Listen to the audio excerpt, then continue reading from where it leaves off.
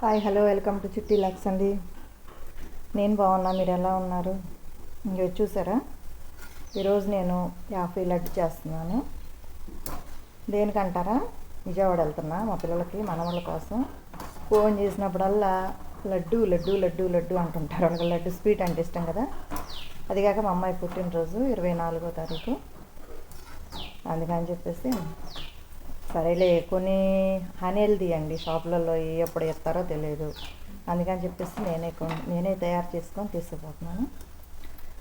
ఇది వచ్చేసి కిలోకి కిలో పంచుతార, కిలో శనగపిండికి కిలో పంచుతార.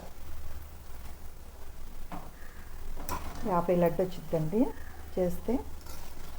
కాకపోతే కొంచెం జాగ్రత్తగా చేసుకోవాలి కొలతలు కానీ. ఇది బాగా డీప్ ఫ్రై అవ్వకుండా మెత్తగా ఉండేటట్టు, సాఫ్ట్గా ఉండేటట్టు తీసేయాలి.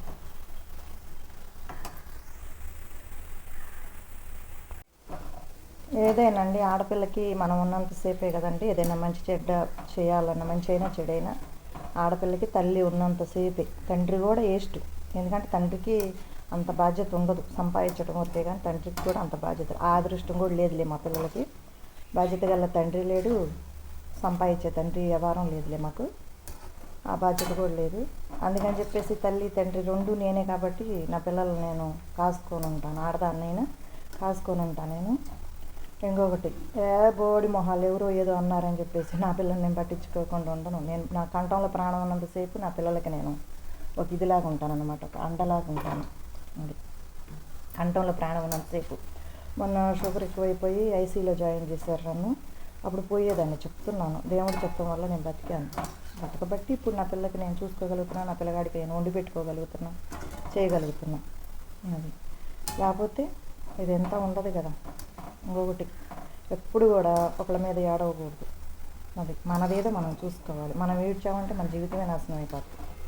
ఇంకొకటి అండి, అదే ఛానల్లో రాజునా నాని రాజీ వాళ్ళ ఛానల్లో దీవిన పాప, ఆ పాప తెలిసి తెలియక వదిలేసి వెళ్ళిపోయింది, భర్తను వదిలేసి వెళ్ళిపోయింది. తెలుసుకుంది. ఇప్పుడు నేను కూడా ప్రార్థన చేసుకున్నాను, తెలుసుకుంది.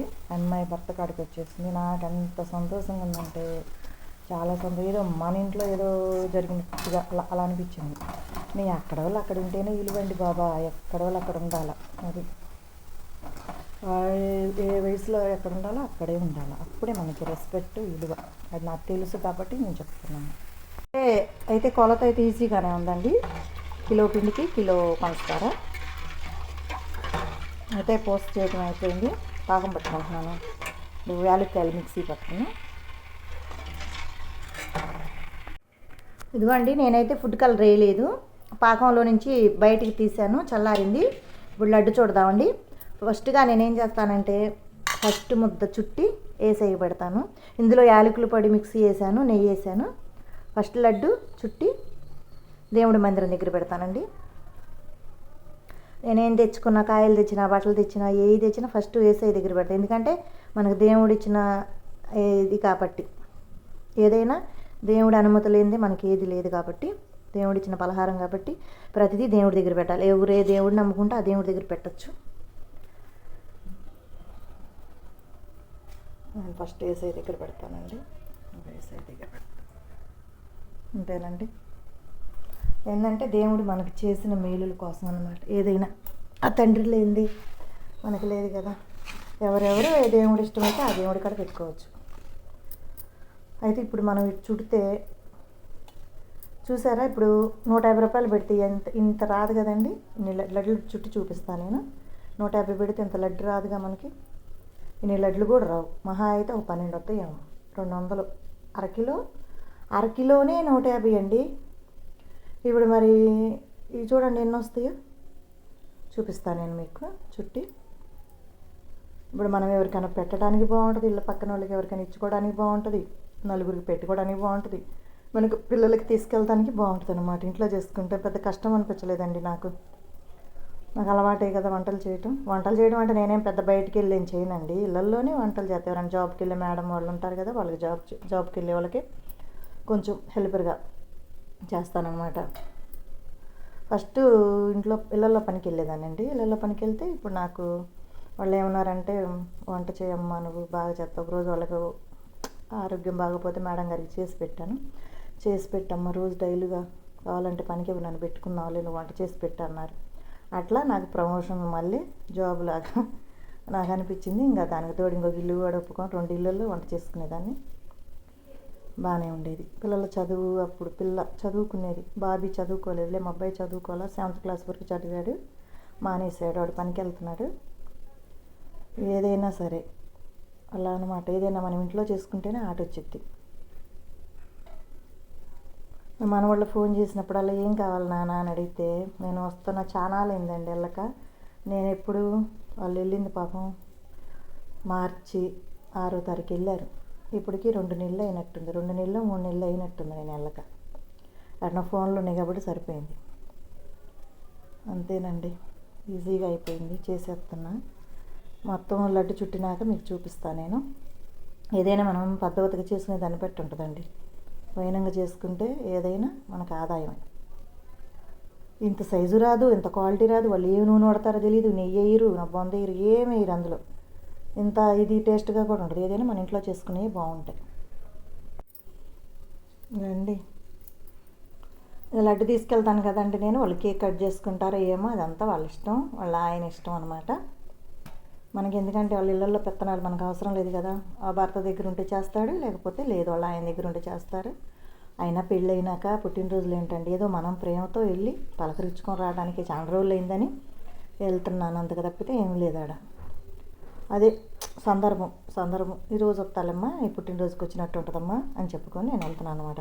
అంతేగాని వాళ్ళలో పోయి వాళ్ళ మీద మీరు కేక్ కట్ చేయలేదా, మా అమ్మాయికి పుట్టినరోజు చేయలేదని మనం బోడి పెత్తనాలు చేయకూడదండి. వాళ్ళ ఇళ్ళ మీద వాళ్ళ ఇష్టం. అవతలకు పోయిన కాళ్ళు మొగుడు దగ్గర మొగుడు ఏం చెప్తే అది చేసుకోలేదు. ఆడదాని పద్ధతి అది. సంసారాలు చేసుకునే పద్ధతులు అట్టా ఉంటాయి అనమాట. భర్త అడుగులో నడవటం, భర్త ఏది చెప్తే అది వినటం, భర్త కష్టాలలో సుఖంగా తోడుగా ఉండటం, అదనమాట చేసుకునే పద్ధతి. భార్యలు ఒక పద్ధతి అనేది ఉంటుందండి, ఒక పద్ధతిగా ఉండాలి. భర్తకు సలహాలు ఇచ్చుకోవటం, మనం పద్ధతికుంటేనే కదా వాళ్ళు మన మాట వినేది. మనం పద్ధతిగా, ఇప్పుడు ఏ ఆడదైనా సరే పద్ధతిగా ఉందంటే ఆవిడ మాట వింటాడు, ఎవరైనా మాట వింటారు. కానీ పద్ధతులు కానీ ఇష్టం లేని వాళ్ళు వినరు. మనం అంటే ఇష్టం లేని వాళ్ళు ఆడదినదు, మగోడు వినరు. నేను చెప్తున్నాను కదా, ఇష్టమైన వాళ్ళు కష్టమైనా కానీ వాళ్ళతోనే ఉంటారు, ఇష్టం లేని వాళ్ళు వినరు. కాబట్టి ఏదైనా భర్త దగ్గరే చేసుకోవాలి. భర్త లేని బతుకెందుకు నేను అనుభవించాను. ఇప్పుడు నాకు మా మేనమామకి ఇచ్చి పెళ్లి చేశారు. మా మేనమామ నన్ను వద్దంటే వద్దన్నాడు, అయినా కానీ తనకిచ్చి చేశారు. ఎందుకంటే అమ్మమ్మ వాళ్ళకి నా మీద ప్రేమతో చేసుకున్నారు వాళ్ళు. మా అమ్మ కూడా తమ్ముడి మీద ప్రేమతో ఇచ్చింది, చేసుకున్నారు. అని తనకు ఉండాలిగా. తనకి లేకపోయినా కానీ తనతో తాళి కట్టించుకున్న 2 పిల్లలను కన్నాను. అయినా కానీ నన్ను అవాయిడ్ చేసేసి నన్ను ఇంట్లో నిండు నెలల్లో కడుపుతో ఉన్నదాన్ని వదిలేసి ఏం చేశాడు, ఇంకొక అమ్మాయితో దండలు మార్చుకొని వచ్చాడు. పోనీ ఆ అమ్మాయిని సరిగ్గా చూసుకున్నాడంటే, ఆ అమ్మాయికి 2 పిల్లలు పుట్టారు, ఆ అమ్మాయిని కూడా పట్టించుకోడు, ఇంకొక అమ్మాయితో పోతున్నాడు. అలాంటి వాళ్ళతో టైం వేస్ట్ కదండి. ఇప్పుడు నన్ను ఉత్తన్నుడితే నేను అసలు పట్టించుకోలేదు. మనల్ని ఎవరైతే దగ్గరగా ఇష్టపడతారో వాళ్ళతోనే మనం ఉండాలి ఎప్పుడైనా, అంతే. ఇష్టం లేదు అన్నవాడిని చేసుకున్నా చూడండి, అది నా బుద్ధి తక్కువ. నా ఎదురుగానే 1,00,000 సార్లు 100 సార్లు ఉన్నాడు, చాలాసార్లు నాకు ఇష్టం లేదు, నాకు అక్క కూతురు ఇష్టం లేదన్నాడు. అది నా కర్మ. ఏంటంటే నేను తల్లి మాటిని చేసుకున్నాను అంతే. నా తల్లి మాట నాలని తలంచాను. ఆ రోజులు పిచ్చి రోజులు కాబట్టి. అది ఈ రోజులైతే నేను అసలు వినేదాన్ని కాదేమో. ఎందుకంటే తెలియదు కదండి. 17 ఏళ్ళకి పెళ్ళిళ్ళు, 20 లోపల అన్నీ అయిపోయినాయి, 18, 19 లోపల అన్నీ అయిపోయినాయి. పిల్లలు పుట్టడం, ఆపరేషన్లు అవ్వటం అన్నీ అయిపోయాయి. అట్లా మా బాధలు మేము పడి, నేనేదో ఒక ఒడ్డున పడి పిల్లల్ని బతికించుకుంటుంటే నన్నేలెత్తి చూపించే వ్యవహారాలు, నన్నేలెత్తి చూపించే ఇది ఎవ్వరికీ లేదు, అవసరం కూడా లేదు. దేని కింద అది చూసుకుంటే చాలు. అది మొగుళ్ళ నెలల్లో పెట్టుకునే వ్యవహారాలు మనం చేయట్లేదు కదా నేను. అలాగే ఎవరి ఇది వాళ్ళు, ఎవరు కింద నలుపు వాళ్ళు చూసుకుంటే చాలు. అది. కానీ నోరు మాత్రం అండి ఏం చేయాలంటే, నోరు ఎవరితో ఏం మాట్లాడుతున్నాం, మనం పిల్లనిచ్చే దగ్గర ఎట్టుండాలి, పిల్లని తెచ్చుకునే దగ్గర మనం ఎట్టుండాలి, అది పద్ధతి మాత్రం పాటించాలి. అది నోరు అదుపులో పెట్టుకోవాలి. ముళ్ళు పోయి అరిటాకు మీద పడ్డ, అరిటాకు వచ్చి ముళ్ళు మీద పడ్డ, అరిటాకే బొక్క ఎవరికి, అరిటాక్కే. అది ఎప్పటికైనా అరిటాకే బొక్క. ఎందుకంటే ఇప్పుడు నేను ఎట్లా బతుకుతున్నా, నా మొగుడు వదిలేసిన బొక్క ఎవరికి, నాకేగా. ఇప్పటికీ నా ఇంటికి వచ్చిన వాళ్ళే నన్ను రోడ్డు నిడవాలని చూస్తున్నారు. ఇప్పటికీ నాకు అవమానాలు తప్పట్ల. ఆ బొక్క ఉంటుంది అన్నమాట, ఫ్యూచర్లో బొక్క పడిద్ది. అది ఇది జీవితం కాదు, సినిమా కాదు, జీవితం. జీవితం అంటే ఎలా ఉంటుంది? చాలా ఇది కష్టం. అది ఎవరి నీడనుంటే ఇల్లు ఉంటుంది, తాళి కట్టిన మొగుడు నీడనుంటేనే ఇల్లు ఉంటుంది. అది మాకున్న దానిలో మేము బాగానే చేసుకుంటామండి. ఏదైనా మమ్మల్ని ఒక నీళ్ళు పెట్టి చూపించాల్సిన అవసరం లేదు. ఉంది. మేము ఎవరిళ్ళకి వెళ్ళాం, దేహి అని చేయి సాసం, పక్కన ఇళ్ళకి వెళ్ళి చూడం, ఏంది మాకు ఇంట్లో జరగట్లేదని అడక్కదింగాం. మళ్ళీ ఇంకొకటి అప్పులు తెచ్చుకోం. అది అప్పులు వాళ్ళు ఎప్పుడు మా ఇంటి మొగలకి రాడు. మేము బాగానే తింటాం, బాగానే ఉంటాం. కానీ మా గురించి బయట పుకారు, మేమంట పచ్చడి తింటామంట. పచ్చడి ఒక ముద్ద తినాలంటేనే మాకు ఇష్టం ఉండదు. ఎందుకంటే రోగాలు వస్తాయి, మళ్ళీ 4 రకాల పచ్చళ్ళు పడతాను నేను. రోగాలు వస్తాయి, ఆరోగ్యాలు చెడిపోతాయి, కడుపులో మంట అని చెప్పేసి నేను ఎవరికి కూడా మా అమ్మాయికి కూడా పచ్చడి తినొద్దమ్మా అని చెబుతాను. అసలు మా ఇంట్లో అంటే పచ్చళ్ళు తింటా ఉంటాను. అది మా మీద పుకారులు చేయటం, తిన్నింటి వాసాలు లెక్క పెట్టేవాళ్ళు ఉంటారులే కొంతమంది, వాళ్ళు చెప్పటం, మా మీద పుకార్లు చేయడం. అందరూ మా ఇళ్ళల్లో పడి తిన్నోళ్ళే, కానీ మళ్ళీ బయటకు పోయి అంటే మేము బతికి ఓర్చలేక మా మీద వెళ్ళి సాడీలు చెప్తూ ఉంటారనమాట. ఇది సంగతి అండి. ఎప్పుడు ఉండే సోది, ఇలా సోది జీర్ణం చేసుకోలేని వాళ్ళు సోది ఎప్పుడు ఉండేది. చూసారా ఎన్ని లడ్లు వచ్చినాయో? 150 రూపాయలకి ఎన్ని వస్తాయండి లడ్లు? ఇప్పుడు మనం పక్కన వెళ్ళి వాళ్ళకి 4 పెట్టచ్చు, మన అమ్మాయికి తీసుకెళ్ళొచ్చు, మళ్ళీ ఇంట్లో కొన్ని ఉంచవచ్చు. ఇంత చూడండి అసలు ఎంత చక్కగా ఉన్నాయా, మన చేతితో చేసుకుంటే ఫ్రెష్ లడ్డు.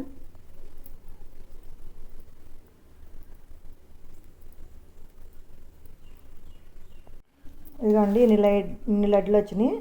అదే 150కి అయితే ఇన్ని రావు కదండి, దగ్గర 30 దాకా వచ్చినాయి, 30-40 దాకా వచ్చినాయి లడ్లు. మీరు కూడా ట్రై చేయండి పక్కా కొలతలతో. ప్లీజ్ లైక్, షేర్ చేయండి. ఉంటానండి. Bye bye.